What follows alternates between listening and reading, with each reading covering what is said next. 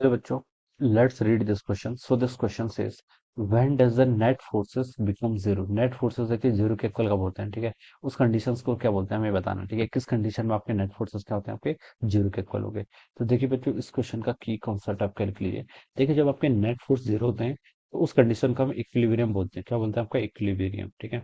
तो इस क्वेश्चन का की कॉन्सेप्ट क्या लिख सकते हैं, इक्विलिब्रियम लिख सकते हैं। Equilibrium will be the key concept of this question, ठीक है।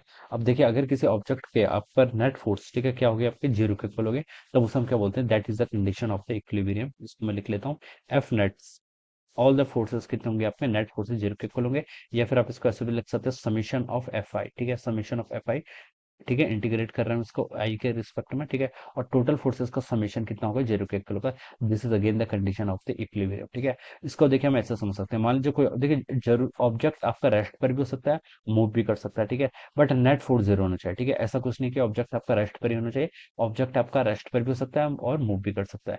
ये मान लीजिए कोई ऑब्जेक्ट है, जैसे ये आपने किसी किसी ऐसे ग्राउंड के ऊपर रखा हुआ है, ठीक है। इसका मास मान लीजिए एम है, तो देखिए इस पर एक फोर्स लगेगा एम जी, इसके वेट के कारण इन द डाउनवर्ड डायरेक्शन, ठीक है। एमजी किसके कारण लग रहा है, देखिए ग्रेविटी, अर्थ इसको अपनी तरफ अट्रैक्ट कर रहा है, तो एक एमजी फोर्स लग रहा है in the downward direction, okay.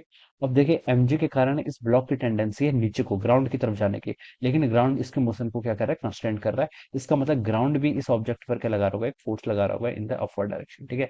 तो अब मैं बता सकता हूँ, देखिए यहाँ पर नॉर्मल फोर्स अपवर्ड डायरेक्शन में है, एमजी फोर्स क्या है, डाउनवर्ड डायरेक्शन में है। और एन और एमजी क्या कर रहे हैं, एक दूसरे को बैलेंस कर रहे हैं, क्योंकि इस ऑब्जेक्ट का कोई वर्टिकल डायरेक्शन में मोशन नहीं है, ठीक है। वर्टिकल डायरेक्शन में मोशन क्यों नहीं है, वर्टिकल डायरेक्शन में मोशन इसलिए नहीं है क्योंकि हम यहाँ पर बता सकते हैं, देखिए ये ग्राउंड के अंदर तो नहीं जा रहा है, ठीक है। तो जो फोर्स आपका डाउनवर्ड लग रहा है उसे बैलेंस कर रहा होगा कोई एक अपवर्ड फोर्स, और अपवर्ड फोर्स के नॉर्मल, तो मैं लिख सकता हूँ कि नॉर्मल और एमजी क्या होंगे, यहाँ पर एक दूसरे को बैलेंस कर रहे हैं। तो हम बता सकते हैं कि this is in the vertical equilibrium की सिचुएशन है। कैसी सिचुएशन आपकी, वर्टिकल इक्विलिब्रियम। अगर आपका, तो हम यहाँ यहाँ पर आपके यही दो फोर्स लग रहे हैं। अगर मान लीजिए मैंने सरफेस के मान रखे, स्मूथ मान रखे, तो मैं बता सकता हूँ कि हॉरिजॉन्टल डायरेक्शन में भी आपका कोई फोर्स नहीं लगेगा। And this is the condition of the equilibrium. ये किसकी कंडीशन हो जाएगी, आपकी इक्विलिब्रियम की कंडीशन हो जाएगी, ठीक है।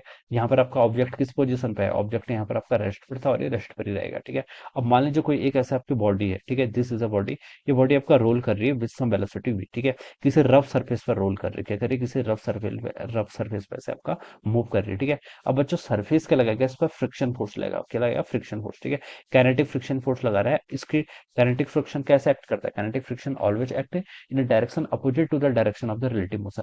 ग्राउंड के रिस्पेक्ट में इस बॉडी की टेंडेंसी है राइट डायरेक्शन को मूव करने की।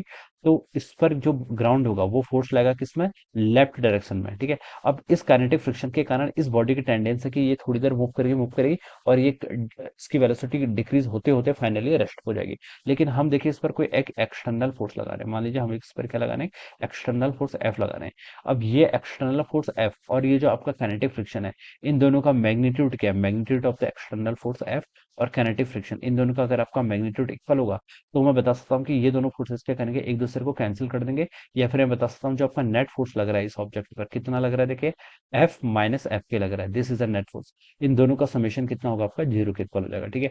माइनस आपके इसलिए लिखा है, देखिए क्योंकि फोर्स आपका वेक्टर क्वांटिटी, तो आपको डायरेक्शन का ध्यान देना पड़ेगा। ये फोर्स आपका राइट की तरफ लग रहा है और माइनस आपके का मतलब है कि आपका ये फोर्स, काइनेटिक फ्रिक्शन का फोर्स आपका लेफ्ट डायरेक्शन में लग रहा है। अब इन दोनों फोर्सेस का रिजल्टेंट क्या आ गया, जीरो आ गया। तो इसका मतलब है कि ये बॉडी आपकी कंटिन्यूअसली वी वेलोसिटी से क्या करती रहेगी, मूव करती रहेगी, ठीक है। यहाँ पर ही आपका ऑब्जेक्ट क्या था, रेस्ट पे था और नेट पे था, तो जीरो पे इक्वल था।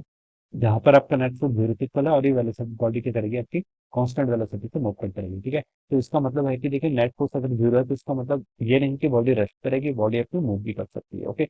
तो दिस इज द कंडीशन। हमसे पूछा था कि what when does the net force become zero, तो हम बता सकते हैं कि net force will on the object will become zero when the object is in equilibrium. तो क्या लिख सकते हैं, when the object is in equilibrium, when the object is in equilibrium, जब आपका ऑब्जेक्ट क्या होगा, आपका इक्विलिब्रियम में होगा, then F net will be zero. तो क्या होगा, आपका जो आपका नेट फोर्स होगा इसके इक्वल होगा, आपका जीरो के इक्वल होगा, right. So this will be the answer of the question. So I hope you all understood this concept. All the best and thank you so much.